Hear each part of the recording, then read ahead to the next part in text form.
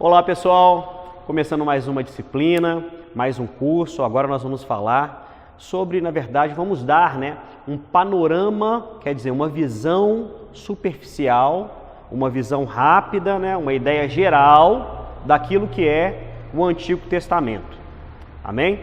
Então olha só, o Antigo Testamento, quando a gente vai falar, principalmente numa igreja evangélica protestante, sobre ele é um tema complicado.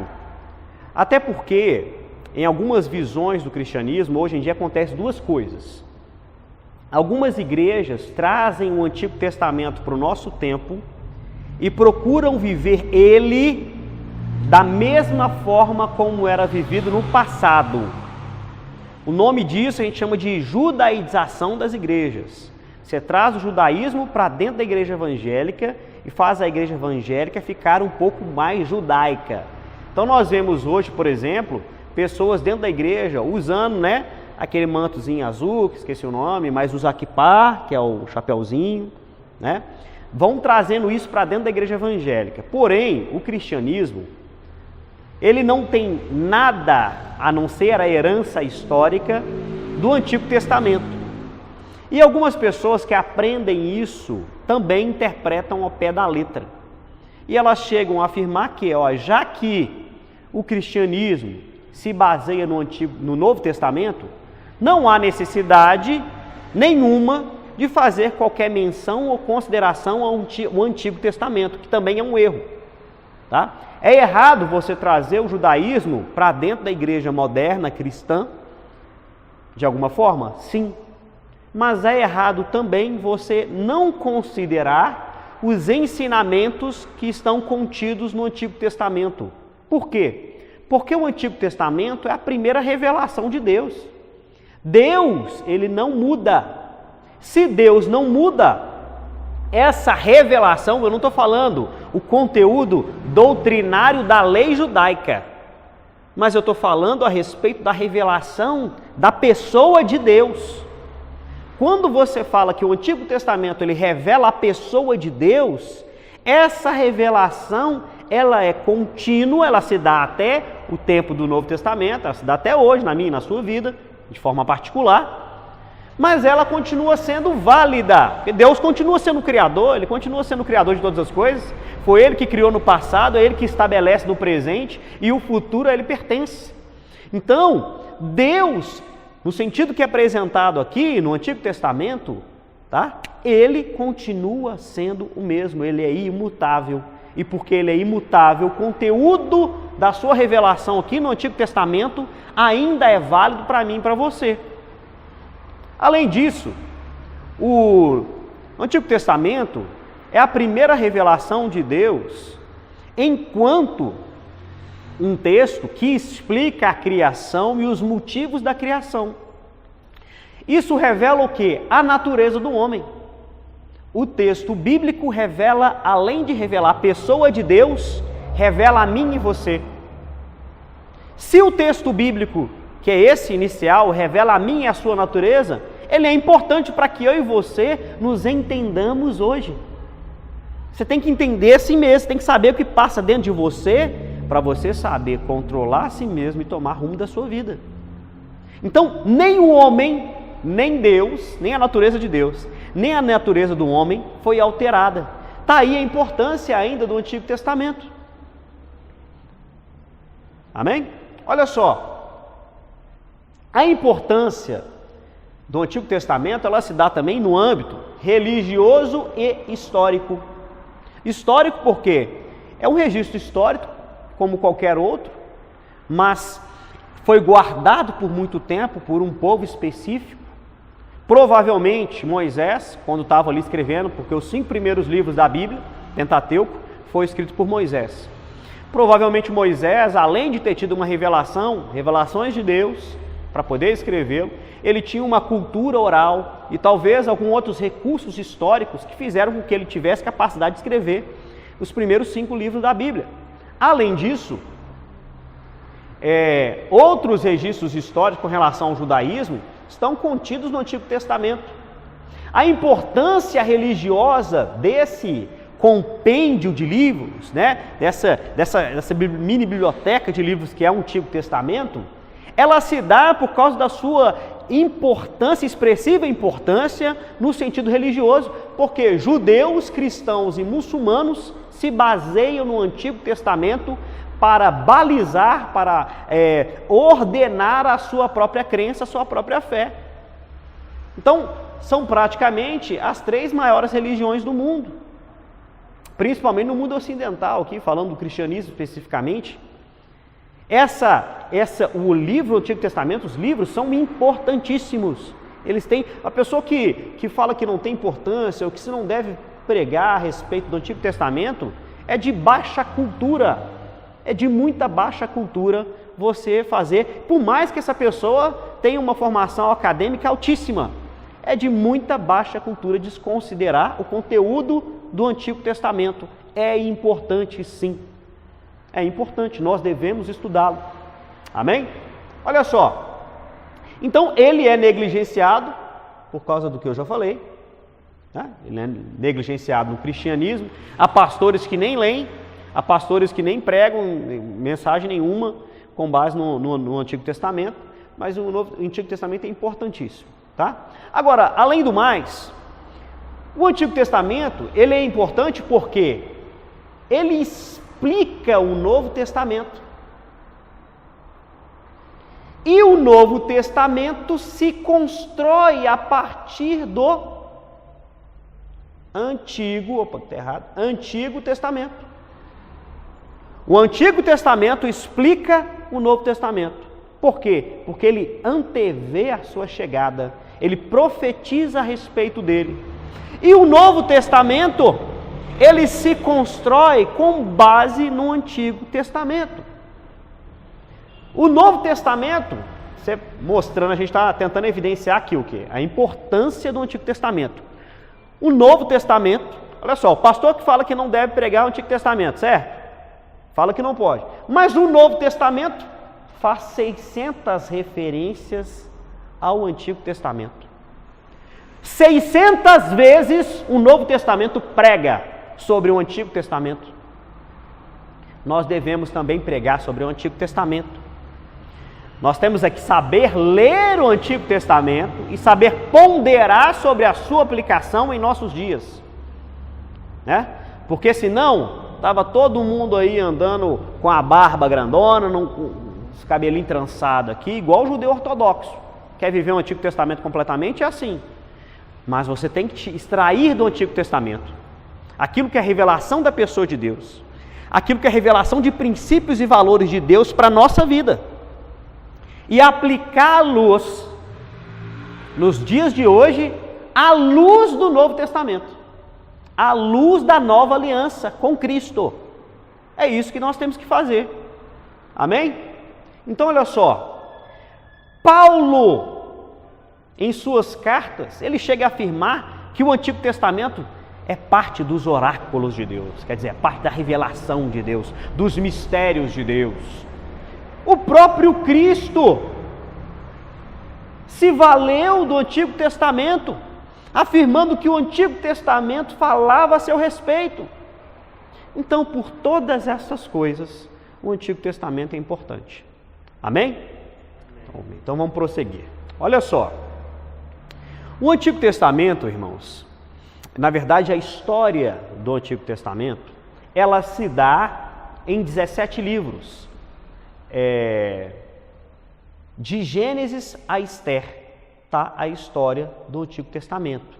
E os outros livros? Os outros livros são poéticos ou proféticos. A história está aqui. Os poéticos e os proféticos são conteúdos bíblicos que expressam o que aconteceu durante essa história aqui, ó, política e religiosamente. O que estava acontecendo e culturalmente? Eles expressam a realidade do que aconteceu entre Gênesis e Esther. E Esther, teoricamente, seria, dentro da Bíblia evangélica, o último texto do Antigo Testamento. Então, os outros livros, os poéticos e os proféticos, estão dentro da história que acontecia entre Gênesis e Esther. Amém? Olha só, A história de Gênesis especificamente, tá? Ela vai tratar sobre o primeiro desenvolvimento da revelação de Deus, a partir da criação, o primeiro momento de criação, de Adão até Terá. De Adão até Terá, tá? De Adão até Terá. Terá é o pai de Abraão, tá? Da história, desde que nasceu Adão até Terá, a Bíblia fala da humanidade como um todo, da criação como um todo. A partir do momento em que cita o pai de Abraão, a conversa muda. A conversa muda. E aí, Abraão é escolhido para desenvolver uma nação que seria o representante, que seriam, né? Na verdade, as pessoas seriam os representantes de Deus na terra. E aí os judeus nascem, que é esse povo de Deus, então são os judeus. Eles nascem de Abraão, filho de Terá. E daí vem a história. E aí a Bíblia vai começar a contar o quê? A história do povo de Deus. Por quê? Porque esse povo de Deus, é a forma com que esse povo de Deus lidava com Deus, era a forma de revelar tanto o caráter do homem, das nações em geral, quanto revelar a forma de Deus lidar com o seu povo, como Deus quer ser servido pelo seu povo, como esse povo deve servir o seu Deus e como esse povo deveria representar Deus na terra à vista das outras nações. Durante todo esse processo, nós extraímos o quê? Princípios e valores, tanto de Deus quanto do homem e do relacionamento de Deus com o homem. Por isso que é de grande valia aplicar os conhecimentos do Antigo Testamento nos nossos dias. Amém? Olha só, o Antigo Testamento, ele vai terminar com Neemias, tá? Com Neemias e a construção dos muros de Jerusalém. A última história, de fato, assim, que você pode dizer, que é o ponto que acontece justamente aqui junto com o livro de Esther, né? São contemporâneos aqui, ó. São contemporâneos, Esther e Neemias.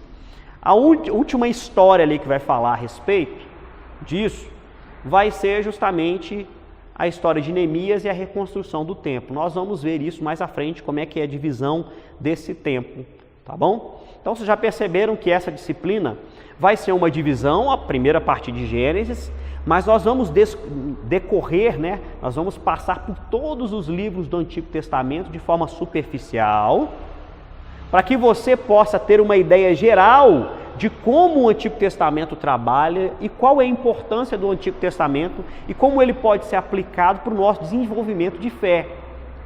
Agora, lembrando, isso não exclui nenhum conhecimento, nenhuma disciplina que seja panorâmica ou que seja aprofundada a respeito de qualquer texto bíblico.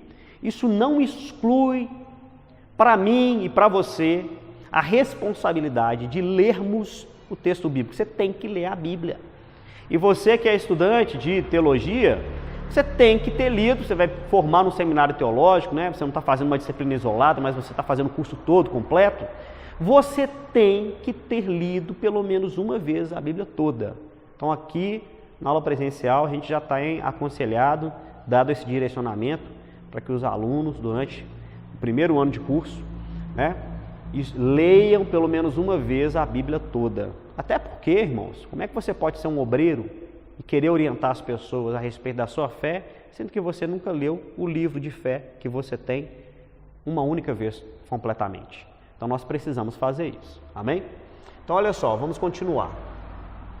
Então qual é a divisão histórica do Antigo Testamento? Aí no material que está disponível em PDF, que está disponível impresso aqui para os alunos, nós temos um quadro na segunda página, divisão histórica do Antigo Testamento. A gente está trabalhando aqui com um livro da editora Vida Nova e ele traz essas nomenclaturas aqui do Antigo Testamento como uma divisão de eras. Então, eras do Antigo Testamento. Então, era dos primórdios. O que significa os primórdios? A era da criação. Então, Gênesis 1 a 11. né? Gênesis 1, versículo 1 ao 11, tá? Ou versículo 1 ao capítulo 1 ao capítulo 11, né? Seriam os primeiros dias ali de desenvolvimento da terra. Período dos patriarcas seria o período entre Gênesis 12 ao capítulo 50. Israel torna-se uma nação. Êxodo e Deuteronômio são os livros que estabelecem Israel como uma nação, conta a história de Israel. Depois, conquista e ocupação. Isso é conquista e ocupação que da terra que Deus prometeu para o povo de Israel. Então vamos lá. De Gênesis capítulo 1 ao capítulo 11, trata sobre os primeiros anos do desenvolvimento da vida na terra. Depois, Gênesis 12 ao 50, o período dos patriarcas. O que é patriarca? Pai. Significa que essa história, aqui conta-se a história dos primeiros pais que desenvolveram quem? O povo de Israel, os judeus, certo? Israel torna-se uma nação. Trata-se da história do Êxodo, quer dizer, a história do povo no Egito, e a história da lei, eles saindo do Egito, passando pelo deserto. Aí, quando eles vão sair do deserto, depois de 40 anos do deserto, o povo de Israel vai ter que conquistar a terra, conquista por meio da guerra, aonde eles deveriam morar, a terra que Deus prometeu para eles. Então, aqui seriam os livros de Josué, Juízes e Rute. Depois, o reino de Israel é estabelecido. Então, o reino estava unido, unificado. Havia um rei que comandava o reino todo, as 12 tribos de Israel. Quais são os livros que tratam desse período? 1 Samuel, 2 Samuel, 1 Coríntios, 2 Coríntios, ao capítulo 1 ao 9. Depois, 1 Reis, de 1 ao 11. E depois, o reino se divide. Aí conta-se, esse próprio livro vai tratar da divisão do reino. Aí o reino dividido é tratado em 1 Reis, do capítulo 12, a 2 Reis, capítulo 25. E depois, o povo, porque cometeu vários pecados, andou em pecado, fez aquilo que desagradava a Deus, por fim, ele é levado ao exílio. E aí vai ter textos proféticos que narram essa história, né? Livros proféticos que narram essa história. E depois nós viemos com os textos históricos que narram a história de Israel quando eles voltam do exílio, ou quando eles estão no processo de retorno à terra que era deles. Eles tinham sido levados escravos, ficaram lá um bom tempo como escravos, depois eles voltam para a terra. E aí tem esses livros, Esdras, Ester e Neemias. Essa é a divisão do texto histórico do Antigo Testamento. Então nós vamos passar depois, essa é só uma primeira apresentação, nós vamos passar livro por livro explicando o que cada livro quer, o que ele quer explicar, do que ele estava se tratando, para você ter o quê? A sua leitura, você vai ter a sua leitura bíblica, né? Como de costume, todo cristão tem que ter, só que você vai ter já, antes de ler a Bíblia, ou mesmo depois de ter lido, uma visão panorâmica geral daquilo que é o significado do texto e por que ele foi escrito. E isso vai te dar um embasamento mínimo para que quando você lê o texto, você pode fazer uso desse conhecimento para quê? Pregar a palavra, ensinar os outros a respeito daquilo. E mesmo também para corrigir erros, porque acontece dentro da igreja, dentro, né, das religiões, erros de interpretação. Então nós estamos também, né, na igreja, para quê? Nos corrigir mutuamente, chamar a atenção uns dos outros. Olha, espera aí meu irmão, não vai por esse caminho não, está errado, isso aí você está exagerando, né? Pega leve aí irmão, pega leve aí, não, você está interpretando errado esse texto, amém? E aí nós entramos nessa era que, já falamos da primeira era de Gênesis, nós não vamos falar de todas nessa aula, mas a gente vai fazer uma explicação mínima desse primeiro momento da criação, porque tem duas formas de viver, de interpretar esses momentos. Tem duas formas de interpretar esses momentos. Então, olha só, esse período aqui dos primórdios, tá? Ele narra a história da criação. Então, Deus cria todas as coisas a partir do nada e narra o início ali do universo até 2000 anos antes de Cristo. Essa é uma estimativa, tá? Isso não é um número exato. Agora olha só, Deus, ele se revela como quem quer se relacionar com o homem. Primeiro ponto principal de Gênesis, no início da criação, é que Deus se revela como alguém que quer se relacionar com o homem. Deus, ele cria a terra para ser habitada e ele coroa a criação com o surgimento do ser humano nela. Bem, o homem cai, quer dizer, o homem comete pecado, ele se separa de Deus por causa do pecado e ele continua, o problema não é isso não. O problema é que o ser humano, depois que cai, ele continua na prática do pecado. Tá? Quando? Caim e Abel. Depois de Caim e Abel, a Bíblia conta ali na história pré-diluviana que o povo andava cometendo todo tipo de pecado, a ponto de Deus querer destruir a humanidade. E aí Deus realmente faz isso, manda o dilúvio. Acabou aí? Não acabou aí. O homem continua no pecado, ele tenta dominar, quer dominar sobre o mundo. Aí vai falar de Nimrod, tenta dominar sobre o mundo, tenta dominar sobre a humanidade, quer construir algo para que a humanidade permaneça unida e dominada. Até então, a Bíblia fala que eles falavam só uma língua. Deus tem que fazer a confusão de línguas para quê? Para acabar com aquela unidade e as pessoas não se entenderem.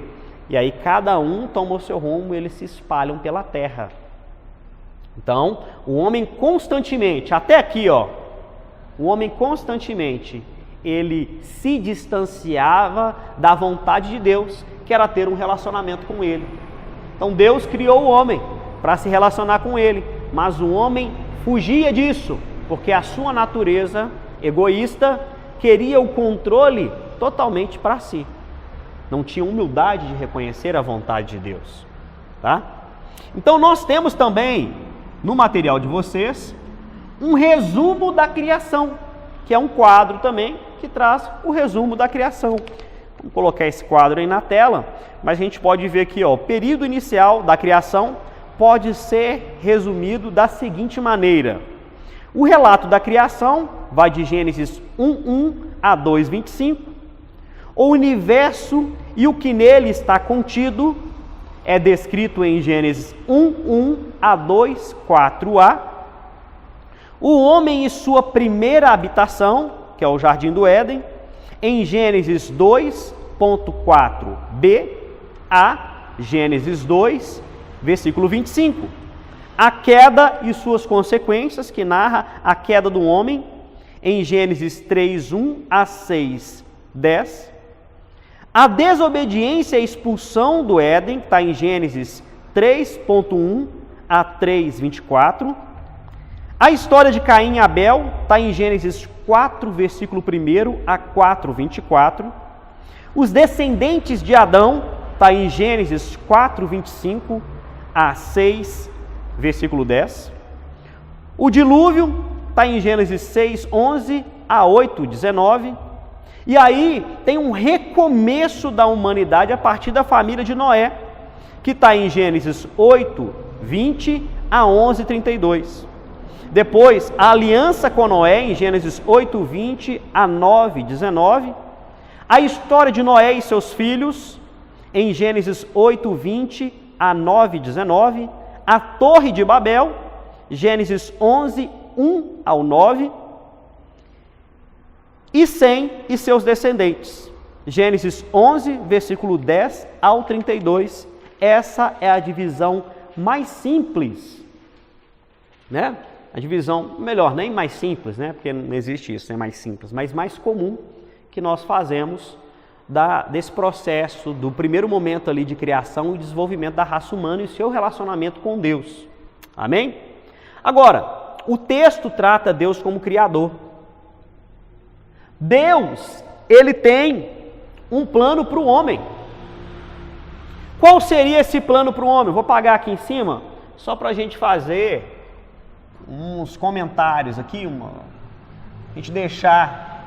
Eu já falei em outros cursos, mas como nós disponibilizamos aqui o curso também online para as pessoas escolherem fazer uma disciplina isoladamente ou não, nós vamos explicar mais uma vez. Olha só, Deus fez um plano para o homem, tá?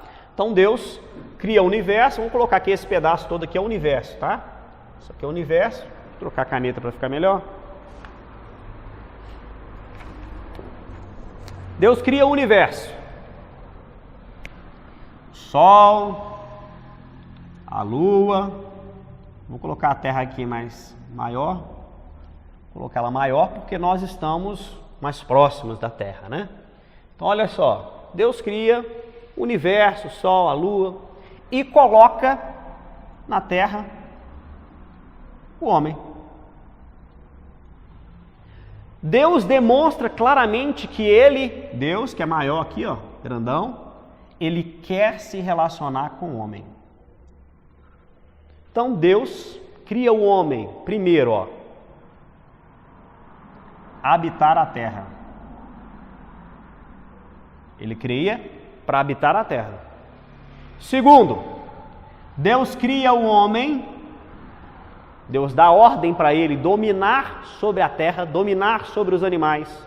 Então, o homem teria que ser produtivo na terra. Então, ele cria o homem para dominar sobre a terra. Depois disso, 3. Ele cria o homem para se relacionar com ele, com Deus, e ao mesmo tempo com o outro. Porque Deus diz, não é bom que o homem esteja só. Então Deus criou cada um de nós. Cada um de nós temos a função de habitar a terra, de dominar sobre ela, de se relacionar com o outro e se relacionar com Deus. Quando o homem vive processos de frustração na vida, tá? Quando o homem vive processos de frustração na vida, ele não quer mais habitar a terra. Quer suicidar-se, né? Não quer mais habitar a terra. Normalmente, isso acontece por falhas sobre o domínio ou falhas sobre o relacionamento. A pessoa tem um problema de relacionamento, certo? Ou com Deus, principalmente com Deus, ou com o outro. Aí ele quer tirar a sua vida, não quer habitar sobre a terra. Ou essa pessoa tem uma frustração na área profissional, na sua área de domínio. E ele também, por causa disso, não quer habitar sobre a terra.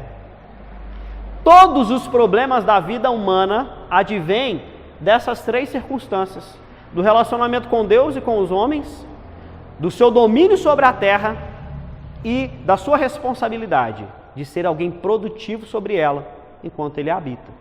Deus criou o homem para isso. Agora, então aqui já está explicado, né, quais são as funções do ser humano. Agora, como é que nós podemos interpretar esse primeiro momento da relação de Deus com a sua criação, que é Deus criando o universo? Se nós pegarmos o texto bíblico para analisar, a gente vai ler rapidamente os primeiros versículos aí, quem tiver Bíblia, de Gênesis. Olha só, vamos lá para Gênesis.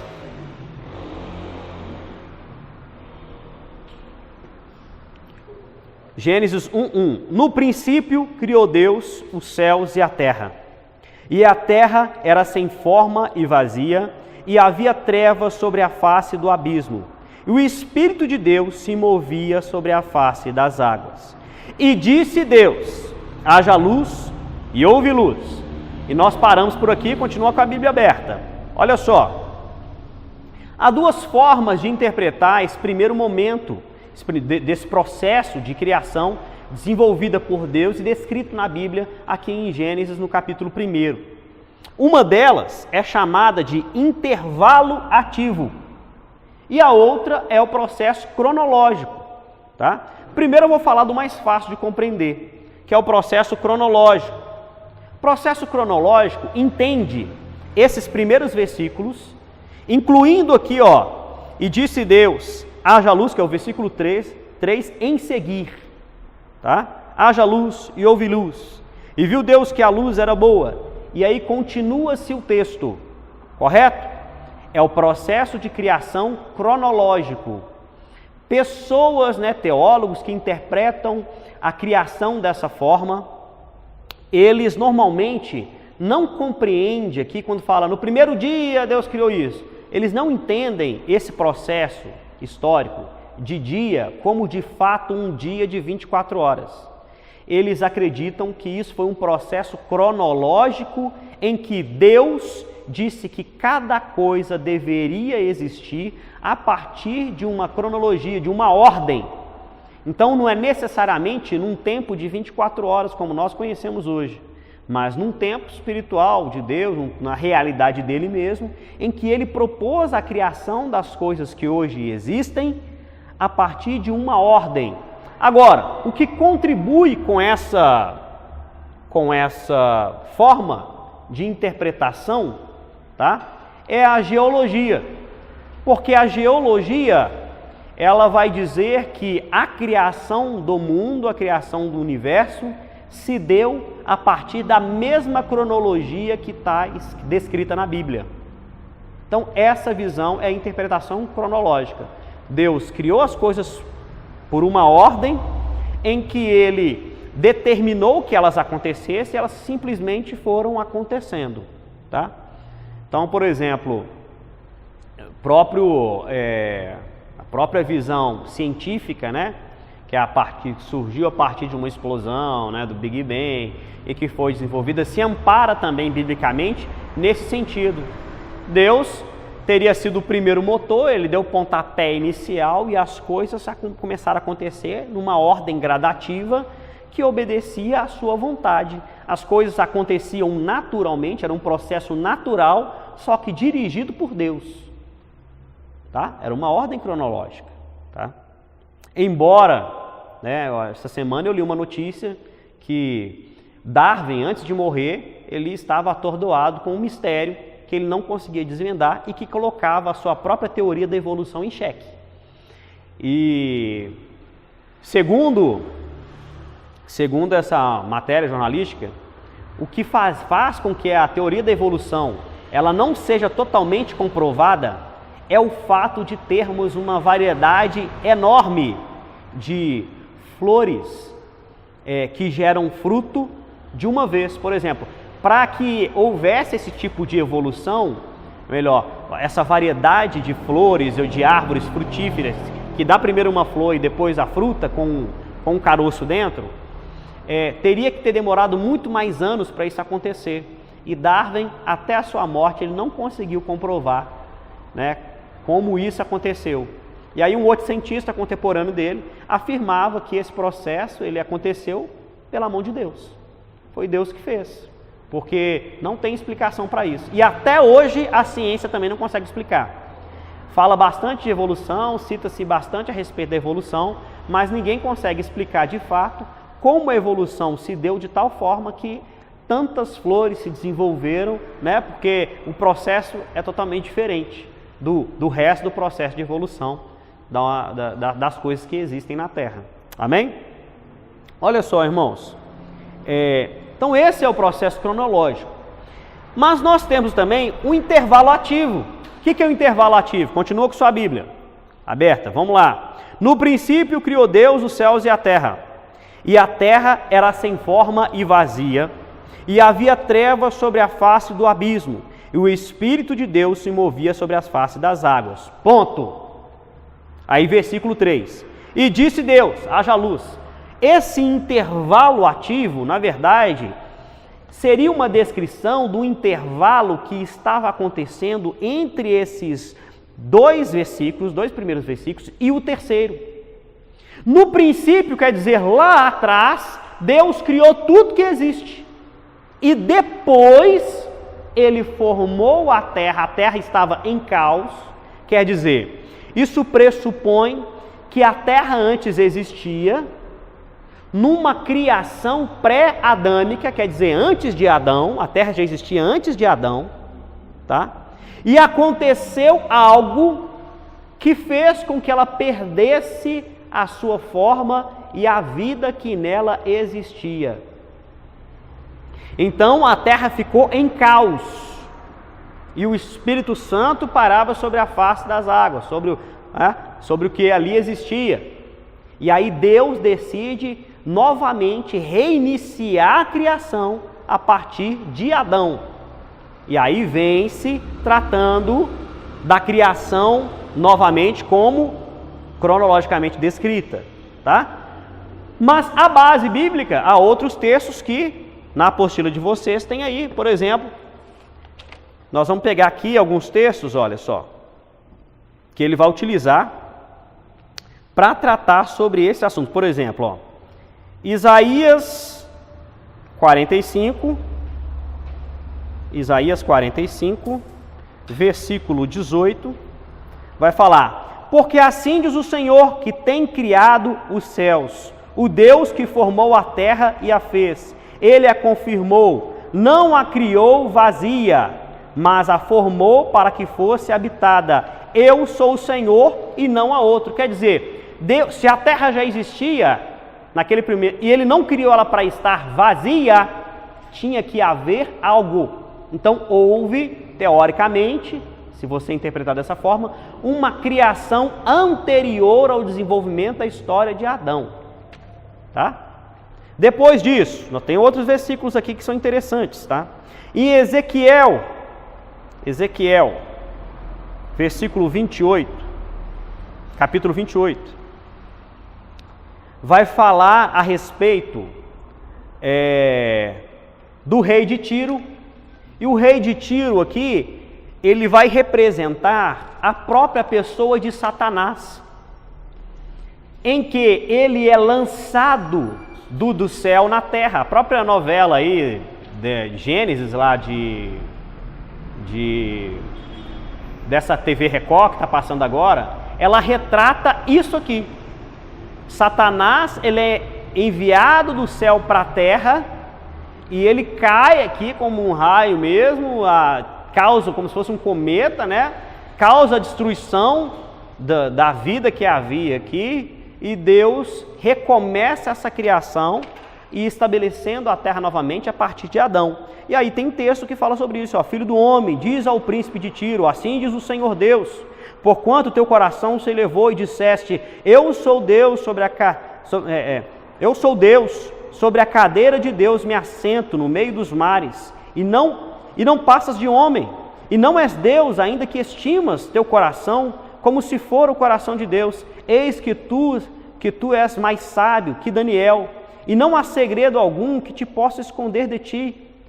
Pela tua sabedoria e pelo teu entendimento alcançaste para ti riquezas, e adquiriste ouro e prata dos teus tesouros.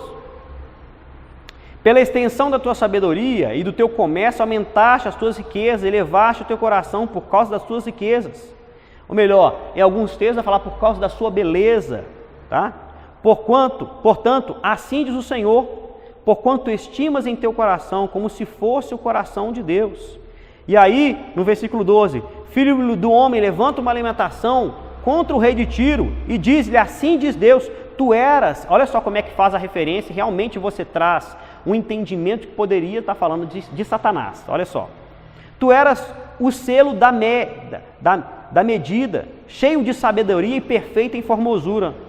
Estivestes no Éden, jardim de Deus, de toda a pedra preciosa era a tua cobertura, sardônia, topázio, diamante, turquesa, ônix, jaspe, vai falando um monte de pedra, tá? Em ti se faziam os teus tambores e os teus pífaros, no dia em que foste criado, foram preparados. Tu eras querubim ungido para cobrir, e te estabeleci, no monte santo de Deus estava, no meio das pedras afogueadas andavas, perfeito eras nos teus caminhos, desde o dia em que foste criado, até que se achou iniquidade em ti, e na multiplicação do teu comércio encheram o teu interior de violência e pecaste. Por isso te lancei, profanado, do monte de Deus, e te fiz perecer, ó querubim cobridor, do meio das pedras afogueadas. Elevou o teu coração e por causa da tua formosura corrompestes a tua sabedoria por causa do teu resplendor.